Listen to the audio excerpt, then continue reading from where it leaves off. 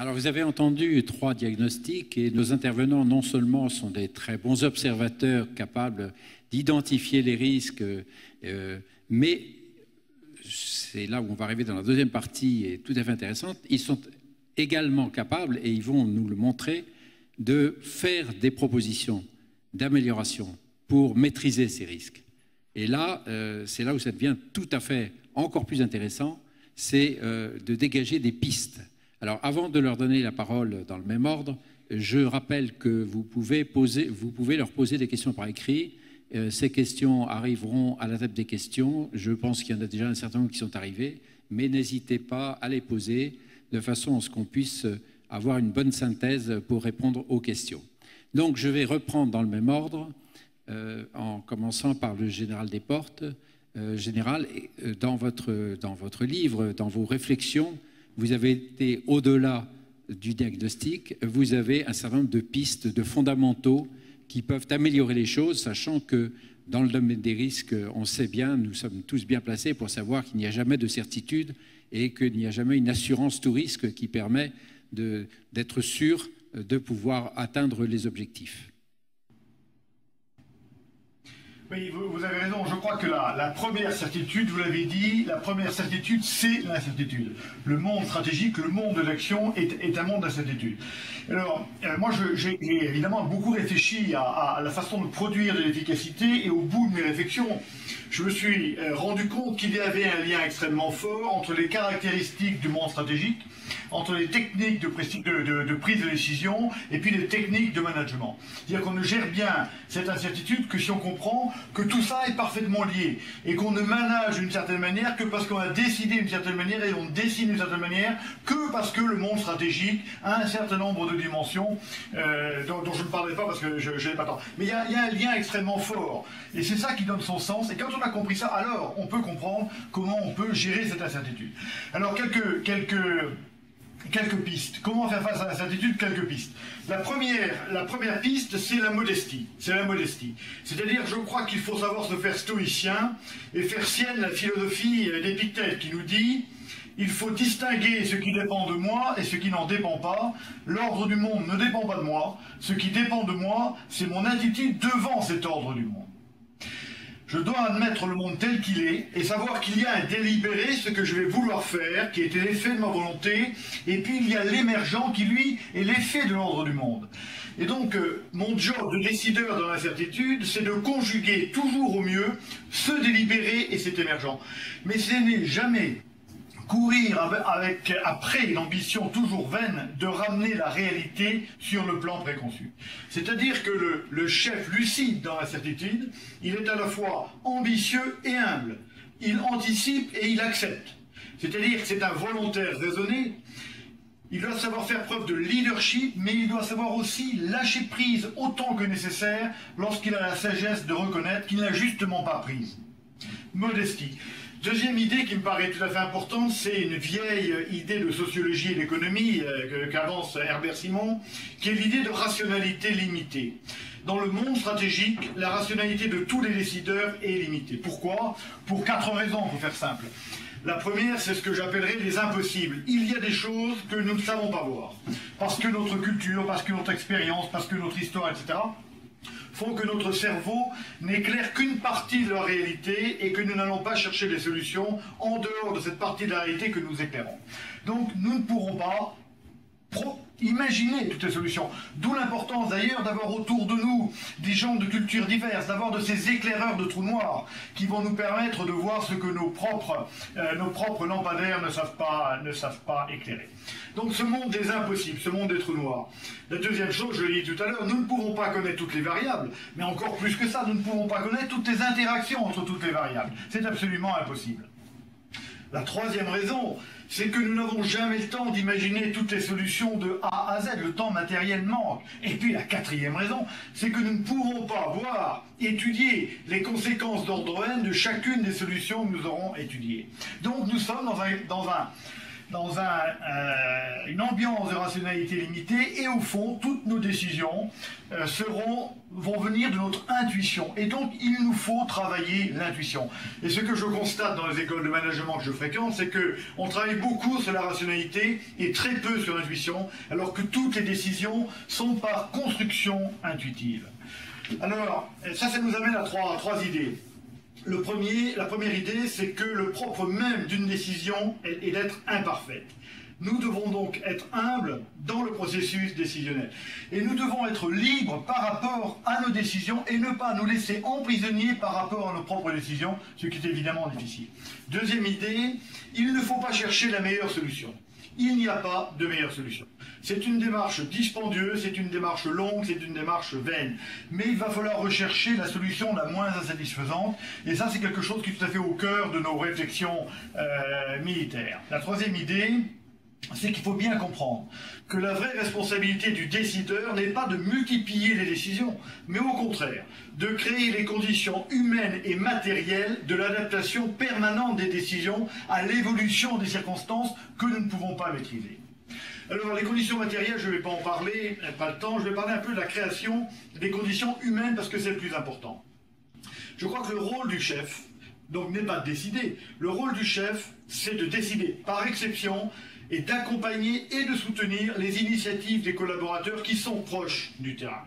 Commander ne veut pas dire vouloir tout contrôler. Le commandement centralisé, la direction centralisée, ne peut pas produire dans la réalité de la vie les multiples ajustements nécessités par la réalité du monde et la réalité de la guerre. La synchronisation peut être centralisée, mais l'harmonie, qui est absolument fondamentale, ne peut résulter que de la capacité d'adaptation individuelle en fonction d'une philosophie, en fonction d'une vision, etc. Donc, dans l'incertitude, le rôle du chef, le rôle du décideur, c'est de générer et d'encadrer l'initiative. Il faut libérer l'énergie créatrice par la décentralisation du pouvoir. Et c'est là la mission, le projet, le sens général qui va permettre aux initiatives que l'on va générer de converger vers la vision, et ce malgré le brouillard et la friction dont j'ai parlé. Donc on ne va pas commander par ordre, et chaque fois qu'on commande par ordre au détail on perd, et hélas l'armée française en a souvent souffert, mais il faut diriger par influence. Ce que je dis dans l'ouvrage que vous citiez tout à l'heure, c'est qu'il importe de définir la mission et de définir la bulle de liberté d'action dans laquelle on va placer le collaborateur qui sera responsable de l'adaptation de la lettre de l'ordre à l'évolution des circonstances. Et pour reprendre un vieux mot du maréchal Foch, on va chercher à développer l'obéissance active. Foch définit l'obéissance active comme ceci. Il dit c'est la conséquence de l'appel constamment adressé à l'initiative. Donc on va chercher à créer le sens de la responsabilité individuelle envers le projet collectif dans cet espace stratégique qui doit être aimanté par la vision. On va chercher à permettre en permanence l'ajustement autonome des collaborateurs et l'adaptation de la lettre de l'ordre à l'intention de l'ordre jusque dans son implicite. Voilà comment, au moins dans le milieu militaire, nous cherchons à produire cette efficacité. Alors, pour conclure sur ces quelques mots, je voudrais citer De Gaulle en disant que le style de commandement doit être conçu pour laisser toute sa place à la liberté d'action du subordonné. Et donc, le général De Gaulle disait dans son remarquable livre Le fil de l'épée, et j'incite tout le monde à le lire, il dit « Fixer le but à atteindre, exciter l'émulation, juger des résultats, c'est à quoi devra tenir vis-à-vis de chaque unité l'autorité supérieure, mais quant à la manière de faire, que chacun soit maître à son bord. » Voilà donc le commandement tel que le voyait De Gaulle.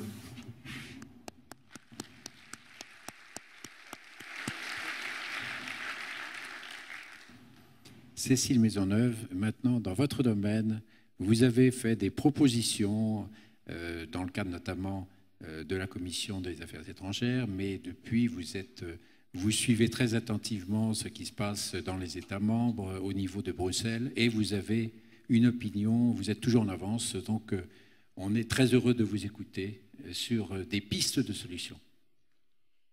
Merci. Alors, quelle solution effectivement à cette situation, j'en suis consciente, un petit peu noire, ce tableau noir que j'ai dressé tout à l'heure. À mon avis, il y a 3 pistes sur lesquelles il faut travailler et vous y verrez des similitudes, je pense, avec ce que vient d'expliquer le général Desportes, de même avec ce que dit Hervé Biossert. Le premier sujet, c'est d'avoir une vision commune. La réalité aujourd'hui, c'est que si vous demandez à un Allemand ce que c'est que la transition énergétique, il va vous dire c'est plus de renouvelables et c'est moins de consommation. Si vous demandez à un Anglais, il va vous dire c'est moins de CO2. Allons du côté de l'Est de l'Europe, demandez à un Polonais, il va vous répondre c'est moins de charbon parce que j'ai des objectifs, notamment en termes de CO2, mais sans accroître ma dépendance, c'est-à-dire sans accroître ma dépendance, pour dire les choses clairement, au gaz russe. Donc, le fait qu'on ait dessiné ces objectifs 3 x 20 a pu nous donner l'illusion qu'on avait une vision commune. En réalité, au-delà de cette vision à 2050, mais qui n'est pas opérationnelle pour aujourd'hui de dire je veux décarboner, nous n'avons pas aujourd'hui de vision commune en Europe de ce que doit être la transition énergétique. Alors, il est courant d'opposer d'ailleurs de ce point de vue-là les pays d'Europe occidentale aux pays d'Europe centrale et orientale qui ont l'histoire et la géographie qu'ils ont, et notamment avec leur proximité par rapport aux grands voisins russes. Mais la réalité, c'est qu'aujourd'hui, la ligne de fracture passe aussi par les États d'Europe occidentale. Il y a aujourd'hui à Bruxelles 2 grands modèles qui s'affrontent. Il y a ce que j'appellerais le modèle allemand, qui est de dire ce qu'il faut faire, c'est développer un maximum les énergies renouvelables, parce que les énergies renouvelables, c'est chez nous, parce qu'il n'y a pas d'enjeu géopolitique, c'est pas comme le pétrole, on ne va pas se battre pour les énergies renouvelables, pour le vent ou le soleil, et parce que c'est de l'industrie. Au fond, la politique actuelle de l'Allemagne en matière énergétique est une politique industrielle et commerciale. Et à travers l'Energie 22, les Allemands ne vous disent pas qu'il s'agit de transformer leur système énergétique. Ils vous disent le but, c'est de transformer notre système économique. Donc c'est un projet extrêmement ambitieux qui passe par le développement de filières industrielles. Le grand non-dit de tout ça, enfin de plus en plus dit quand même, étant de conserver leur autre grande filière nationale qui est le charbon et notamment le lignite, ce qui n'est pas tout à fait compatible avec les objectifs de décarbonation. Le deuxième modèle, ce n'est pas du tout le modèle français qui est assez atypique en matière énergétique en Europe, c'est le modèle britannique. Ce que les Britanniques disent, notre sujet, notre objectif ultime, c'est le CO2. Donc réglons nos politiques pour atteindre cet objectif, mais laissons ensuite les États libres des politiques qu'ils suivent. Ça veut dire que ceux qui ont plus de charbon, eh bien qu'ils fassent plus de gaz. Quand on brûle du gaz, ça émet 2 fois moins de CO2 que le charbon. Et ceux qui ont trop d'hydrocarbures doivent faire plus d'énergie bas carbone. C'est ce que les Britanniques veulent faire en développant à la fois un nouveau programme nucléaire, mais également ils ont un immense programme d'éolien offshore. Et en parallèle, ils veulent développer le gaz de schiste pour substituer la production de gaz déclinante de la mer du Nord qui les préoccupe en termes de sécurité énergétique. Alors, on le voit bien, la question en filigrane derrière, c'est celle du nucléaire. Et là encore, je pense que la pire manière de la poser en Europe, c'est de la poser en termes franco-allemands. Parce qu'entre l'Allemagne et la France sur cette question-là, on est vraiment aux 2 bouts du spectre. En fait, c'est un sujet véritablement européen. C'est un sujet dont il faut discuter avec les Britanniques, mais également avec tous les États d'Europe centrale et orientale qui ont déjà ou qui n'ont pas mais veulent développer, je parlais de la Pologne, cette énergie, considérant que c'est une énergie domestique et une filière industrielle. La deuxième piste de solution, c'est la gouvernance. Là encore, je vais faire écho aux paroles de Vincent Desportes. Quand on a décrété que finalement le sujet en Europe, c'était plus de concurrence, la gouvernance était simple, c'était celle du marché. Le problème, c'est que le marché ne produit pas, il n'est pas fait pour ça, de sécurité d'approvisionnement. Du point de vue du marché, que le gaz vienne de Russie, vienne des États-Unis ou soit produit soit produit sur place, est absolument neutre. De même que le marché tel qu'on l'a conçu est insensible au fait de savoir si telle énergie est bas carbone ou pas. Il est même conçu en termes économiques, disons-le, plutôt pour des énergies fossiles parce qu'en l'état, il n'est pas compatible avec des investissements bas carbone qui, je l'ai dit, sont extrêmement intensifs en capitaux initiaux et impliquent une vue de très long terme sur le coût de ces énergies. Et aujourd'hui, quand on parle d'investissement bas carbone, on parle de taux d'actualisation. L'autre jour, nous faisions une conférence à Bruxelles où nous présentions notre dernier rapport sur les coûts des énergies renouvelables. Et un des intervenants nous a dit assez justement, d'ailleurs, on a l'impression d'être dans une conférence de banquiers. Vous parlez de taux d'actualisation, on ne parle plus vraiment d'énergie, mais c'est vrai qu'on parle d'un autre système, d'un autre modèle de marché qui n'est pas celui que nous avons construit. Alors la gouvernance s'est trouvé très compliqué quand, en 2008, je l'ai dit, on a introduit la dimension CO2 et efficacité énergétique dans nos objectifs. Et ce qu'on a vu à Bruxelles, c'est des voix très discordantes entre, d'une part, une DG climat qui disait le sujet, c'est le climat, il faut abandonner dès que possible les énergies fossiles, une DG énergie qui essayait de faire une synthèse bien difficile. La DG Concurrence qui restait sur sa ligne, le sujet c'est le marché intérieur, rien que le marché intérieur, peu importe ce que ça représente par rapport au reste du monde, hein, ce n'est pas la grille de lecture de la DG Concurrence. Et puis une DG Entreprise qui a gagné de plus en plus de poids au fur et à mesure que la crise s'aggravait en disant attention, attention, le sujet c'est la compétitivité. Et il faut le dire sous la présidente de commission, sans qu'il y ait une vision à la tête de la commission qui permette de réconcilier tout ça. La bonne nouvelle, là, c'est ce qui vient de se mettre en place, que le nouveau président de la Commission qui va prendre ses fonctions début novembre, Jean-Claude Juncker, a mis en place. Ce sont ses vice-présidents. On a dit ça rajoute un étage. En réalité, c'est une tentative d'ajouter un étage, oui, politique, parce que là, on parle bien de vision politique, disons les choses. Hein. Et en l'occurrence, ce vice-président à l'Union énergétique, c'est bien une manière de mettre fin à ces querelles qui peuvent passer pour des querelles administratives, mais qui, au fond, sont des querelles de vision, et d'essayer de construire une synthèse de ce que pourrait être la vision commune et une gouvernance efficace. De même que je pense que d'avoir rassemblé dans le portefeuille d'un seul commissaire l'énergie et le climat est une bonne initiative. À titre personnel, j'aurais mis peut-être concurrence ou industrie avec. Alors, la troisième solution, c'est une solution, je vais dire, un peu plus philosophique, c'est qu'il faut vouloir travailler ensemble, il faut vouloir faire ensemble. Parce qu'on parle des institutions européennes, mais derrière, il y a les États membres. Et la réalité des dernières années, c'est le paradoxe qui veut qu'au moment où le traité de Lisbonne est entré en vigueur, un traité qui parle de solidarité sur les questions énergétiques entre États membres, et ben c'est précisément à ce moment-là qu'on a vu, notamment sous l'effet de la crise, hein, les États membres adopter des politiques du chacun pour soi et des stratégies non coopératives. La décision allemande sur l'énergie 22 est une stratégie non coopérative.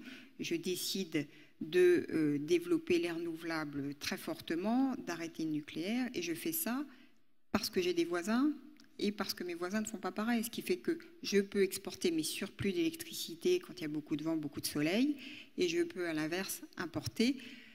Ça, c'est très bien en théorie, sauf quand ça perturbe totalement les marchés voisins et que ça a conduit, ce que personne d'ailleurs n'avait anticipé, aucun économiste de l'énergie, à une chute des prix de gros dans l'électricité, au moment même d'ailleurs où les prix de détail, eux, explosent, ce qui n'est pas une situation durable sur les marchés de l'énergie. Alors, ce vouloir faire ensemble, il faut le construire. Pour l'instant, il n'existe pas entre États membres. Il faut aussi qu'il se fasse entre entreprises. Et là encore, on voit bien qu'on est vraiment dans une période de transition là aussi. On a deux business models actuellement qui sont en confrontation ou en cohabitation, je ne sais pas encore, en Europe. À la fois le business model traditionnel des grands énergéticiens, producteurs, et puis des nouveaux business models de petites entités. Et là, il faut aller voir ce qui se passe en Allemagne, où beaucoup d'entreprises qui se créent dans le secteur de l'énergie, en réalité, ce sont des entreprises d'informatique. Le sujet, c'est construire des logiciels qui permettent d'agréger les demandes et les productions extrêmement décentralisées pour construire derrière le modèle économique qui va bien. Donc, on est à la croisée des chemins. Et exactement comme le disait tout à l'heure Hervé Biosser, pour l'instant, le business model, personne ne le connaît. Ce qui a une conséquence très pratique, c'est que les investissements nécessaires à la transition énergétique, qui va les porter? Qui va les faire dans une telle période d'incertitude quand les signaux prix n'existent plus? Là, on a vraiment une question de fond, parce qu'il faut bien qu'elle soit incarnée par des acteurs industriels et économiques, cette transition énergétique. Et pour l'heure, eh bien, cette question reste largement sans réponse. Alors, je conclurai en disant un dernier point, c'est qu'il faut, là encore, ça a été dit, il faut regarder ce qui se fait dans le reste du monde.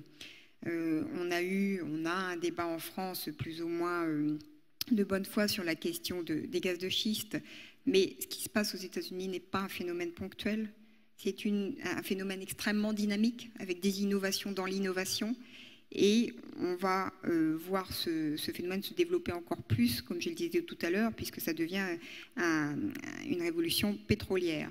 Regardons ce qui se fait aussi en Chine, parce qu'on pourra prendre toutes les meilleures décisions du monde en Europe. Le sujet des gaz à effet de serre et du CO2, c'est bien en Chine qui joue. Et au-delà du changement climatique, la question qui se joue aujourd'hui, c'est la question est-ce que les villes chinoises vont continuer à être habitables ou non? Vous connaissez tous cette problématique. Donc je terminerai là-dessus en disant que le sujet, et là encore ça a été dit, c'est de décentrer notre point de vue et d'essayer de tourner autour de cet objet complexe qui est l'objet énergétique. André Giraud le disait, quand on parle de pétrole, on parle d'une matière première à très fort contenu diplomatique, à fort contenu fiscal aussi, et incidemment à haut pouvoir calorifique.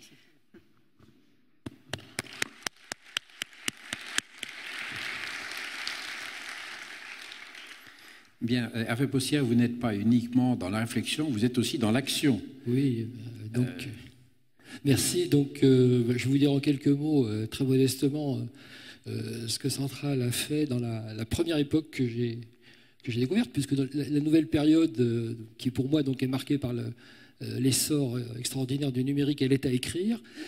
Et puis ce que j'en ai tiré comme principe par rapport à la prise de décision, et je vous dirais d'ailleurs qu'un certain nombre de choses qu'ont dit le général Desportes, je m'y retrouve très très bien. Donc dans ce milieu qui devenait incertain au début du XXe siècle, la première chose qui nous était apparue avec l'équipe de direction de Centrale, c'était qu'il fallait un objectif clair, une vision claire, et qui soit relativement simple. Et que cette vision, elle soit accompagnée de valeurs et de principes d'action. C'était à peu près ce qu'on avait posé. Alors, la vision, je vous la donne, elle n'a pas du tout valeur générale, mais elle illustre comment on peut réagir dans ces situations. Nous, on avait un objectif clair, c'était de dire, voilà, il faut transposer à l'échelle internationale, puisque le marché est international, ce qu'a fait le succès de Centrale depuis 180 ans en France. Donc, objectif, être visible et reconnu internationalement. Et pour ça, on a un atout, on le sait. C'est notre façon de former les ingénieurs. L'idée d'ingénieur généraliste, elle vient du fondateur de Centrale en 1829. C'est Alphonse Lavallée qui pose le concept d'ingénieur généraliste. Et il se précise avec des valeurs, deux valeurs importantes. Une qui est historique, qui sont des valeurs humanistes. Lavallée était un Saint-Simonien et nous adhérons aux valeurs saint-simoniennes. Et puis l'évolution de ce concept généraliste qui fait que nous avons choisi un positionnement. Et notre positionnement, c'est à la fois en enseignement et en recherche, c'est système et complexité. Nous pensons que la meilleure façon d'exprimer ce que nous savons faire, c'est de nous positionner sur système et complexité. Et là-dessus, on a un atout, c'est qu'on sait former des ingénieurs qui, a priori, savent aborder les questions que leur poseront l'entreprise, qui sont de plus en plus systémiques et de plus en plus complexes. Et enfin, on y met des principes d'action que je vais résumer très simplement. Nous ne sommes ni les plus riches, ni les plus forts, ni les plus gros. Donc il faut qu'on court vite. Notre seule chance est de courir vite et de nous adapter le plus vite possible. Et ça a amené à des grands chantiers. Il y a eu une grande réforme de l'enseignement. Je voudrais ici signaler que dans l'évolution de l'enseignement de Centrale et de la recherche centrale, il y a un laboratoire qui est présent ici, qui est le laboratoire de génie industriel de Centrale, qui est beaucoup, comme vous le savez, dans le management des risques, la décision avec des chaires prestigieuses, l'approche système, et qui a beaucoup contribué à ce projet. Donc je voudrais remercier les personnes du laboratoire de génie des procédés qui sont présentes dans cette salle. Et les trois positions que nous avons prises, c'est dire, nous abordons le marché international, donc il faut qu'on ait la taille, la maille, pas être trop gros, mais la maille et la totalité des compétences que doivent avoir une grande School of Engineering internationale. Et ça conduit à l'alliance avec Supélec. Supélec et Centrale sont très très complémentaires, il y a peu de recouvrement des domaines de recherche. Donc on se dit, voilà, dans notre métier, on a ce qu'il faut pour pouvoir agir en notre nom. Deuxièmement, il faut être visible internationalement. À l'évidence, nous ne serons jamais apparents dans le classement de Shanghai. Donc, il faut qu'on joue le jeu des alliances, et c'est pourquoi, depuis le début, Centrale et Supélec, nous sommes des acteurs forts, majeurs et engagés du projet du cluster de Saclay, qui au jour d'aujourd'hui est probablement le seul cluster français qui a une chance d'être, disons, top 20 au classement de Shanghai. Alors, le classement de Shanghai, il est idiot, mais il existe, et tout le monde s'y réfère, donc il faut accepter les règles du jeu international. Et on est allé très loin, puisque ça a conditionné la décision de Centrale d'abandonner son campus de Châtenay-Malabry et de déménager en 2017. Bon, les bâtiments vont être construits, les projets sont prêts, pour faire un seul campus Centrale Supélec au milieu du plateau de Saclay. Et puis la troisième, c'est-à-dire on pense qu'on a une façon de former les ingénieurs qui est originale, on est dans un environnement international, et il faut affronter la réalité du marché. Et donc c'est Centrale Pékin, créée en 2005, Centrale Pékin entre dans sa 10e année. Nous avons énormément appris à Pékin, et fort de cette expérience, nous avons peut-être, vous l'avez vu dans la presse, ouvert cet été notre campus en Inde, et nous envoyons l'année prochaine notre campus au Maroc. Inde et Chine, c'est évident, c'est maintenant. L'Afrique, le Maroc est la porte d'entrée sur l'Afrique, c'est demain. Je rappelle, l'Afrique aujourd'hui 1 milliard d'habitants, en 2100 4 milliards d'habitants, et à cette occasion, le nombre de francophones dans le monde est multiplié par 3. Donc nous devons être en Afrique. Donc voilà la stratégie que nous avons mise en place. Ça ne nous a pas empêché de faire des erreurs, hein. Bien évidemment, il y a des trucs qu'on a ratés, mais voilà, c'est cette stratégie-là qui pour l'instant est la stratégie de Centrale. Elle va s'adapter. Centrale Supélec réadaptera sa stratégie, en particulier avec l'émergence du numérique, mais c'est la stratégie que nous avons prise. Alors moi, qu'est-ce que j'en ai tiré comme principe à titre personnel? Alors, je n'ai pas du tout de prétention d'expert, mais j'en ai tiré quelques principes. Le premier, je retrouve totalement le général. L'intuition me paraît essentielle dans ce genre de situation. Il faut être dans un environnement qui stimule l'intuition. Je pense que c'est évident. D'ailleurs, quand on regarde ce que fait une grande école, et c'est ce que Centrale veut faire, elle prend des gens qui sont d'extraordinaires déductifs grâce à la prépa et elle les aide à devenir inductifs. C'est à peu près ça. C'est une des missions que nous essayons de remplir parce que les vraies décisions, vous le savez bien, elles font intervenir, elles sont en environnement incertain, etc. Vous êtes plus expert que moi dans ce domaine. Donc moi, les 4 principes que j'en ai tirés, c'est il faut effectivement une vision simple, une stratégie simple, claire, partagée. C'est pas facile. C'est pas facile parce qu'il y a beaucoup d'opportunités actuellement. On est un peu comme l'informatique il y a 30 ans, il y a plein d'opportunités. Les temps de réponse sont très différents. Et en outre, avec des personnels enseignants qui sont dans leur métier. Et il faut toujours penser que pour eux, c'est difficile de saisir l'environnement. Donc il faut les aider. Et si on prétend avoir une vision claire, une stratégie claire et une vision claire, la seule façon pour moi de la conforter, c'est constamment de la mettre à l'épreuve. Constamment, avec l'interne et l'externe, de l'expliquer, de la raconter. Et chaque fois que ça accroche, chaque fois que j'ai un interlocuteur qui me dit « mais ça, j'ai pas compris, que ça marche pas », faut remettre le métier sur l'ouvrage sur le métier et se dire il y a probablement quelque chose qu'on fait pas très bien. Donc, et évidemment, toujours se dire mais à un moment, cette stratégie va devenir obsolète et il faudra la faire évoluer. Donc ça, c'est le deuxième temps. Deuxième chose, dans ces situations-là, moi, je suis convaincu qu'il y a toujours un avantage pour celui qui agit. Et je le résume en disant, dans les situations d'incertitude, vaut mieux être menant que mené. Évidemment, il y aura des réactions, comme l'expliquait très bien le général, mais néanmoins, il vaut être mieux être menant que mené. Donc, il faut être toujours dans l'action, accepter la possibilité de l'échec, et il faut toujours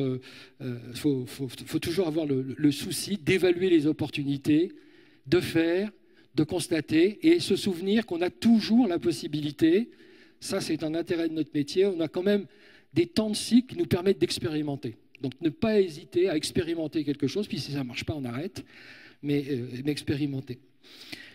Troisième principe que j'en ai tiré, il faut avoir une attitude ouverte. Il ne faut pas cacher ce qu'on fait. Et plus on parle, plus on apprend. Donc je pense qu'on est dans la logique de ce que sont les milieux modernes du digital, où plus on donne d'informations, plus le réseau, votre réseau, si vous avez un réseau, va vous en renvoyer. Donc il faut informer, informer, informer. Et deuxièmement, en fonction de ça, avoir toujours une zone, un espace dans lequel vous pouvez être réactif, dans lequel vous pouvez saisir une opportunité et réagir. Alors moi, je le résume par un principe que j'aime beaucoup, qui est « il vaut mieux avancer dans le désordre que piétiner dans l'ordre ». Moi, voilà, ça, c'est un principe qui est un principe fort pour moi. Et puis, fondamentalement, tout ça, c'est une affaire d'hommes et de femmes. Et la seule vraie clé, me semble-t-il, et je retrouve complètement ce que le général a dit, alors on ne s'était pas concerté avant, c'est d'avoir autour de soi une équipe qui est capable de prendre des décisions et de prendre des initiatives sans vous. Donc être dans la confiance, dans l'équipe. Alors j'ai peut-être le temps de raconter l'anecdote que j'ai citée. Je sais, peut-être que le général la connaît. Moi, j'ai entendu il y a 10 ans une anecdote qui m'a énormément fait réfléchir, qui m'a été racontée par un général dans un séminaire du Boston Consulting Group. Il m'a raconté cette histoire. Il avait un commandement pendant la guerre de Bosnie. Il commandait une troupe qui devait, je crois que c'était sous mandat de l'ONU, prendre le contrôle d'un village dans lequel il y avait a priori des opposants dangereux, des gens qui étaient prêts à... Bon, des terroristes, je ne sais pas trop comment il fallait les appeler. Et donc il arrive pour prendre... Et le mandat qu'il avait, excusez-moi, était très clair. Compte tenu de la situation politique, il n'avait le droit à aucune bavure. Pas de sang, pas de coup de feu. Il fallait qu'il prenne le village, mais il n'avait pas le droit. Et la situation, il arrive avec sa troupe, il prend position devant le village, et à ce moment-là, les femmes du village sortent. Ils font écran avec les enfants, et derrière les femmes, il va arriver un type avec un fusil. Et à ce moment-là, alors qu'ils ont ordre de ne pas tirer, un de ces tireurs d'élite met en joue, tire et fait sauter l'arme du terroriste des mains. Et il dit ça, c'est 3 ans de travail avec mon équipe. C'est-à-dire que ce tireur d'élite, alors qu'il n'avait reçu aucun ordre, il n'avait pas le droit de tirer, l'a fait parce qu'il y avait une telle confiance entre le chef et ses hommes qu'il savait qu'il pouvait le faire, il savait qu'il allait réussir, parce que c'était un grand expert, et il savait qu'il pouvait le faire. Donc l'incertitude, ça se travaille avant, c'est parce qu'on a une équipe soudée, parce qu'on est prêt à l'aborder, qu'à mon avis, on l'aborde le mieux possible, ou le moins mal possible.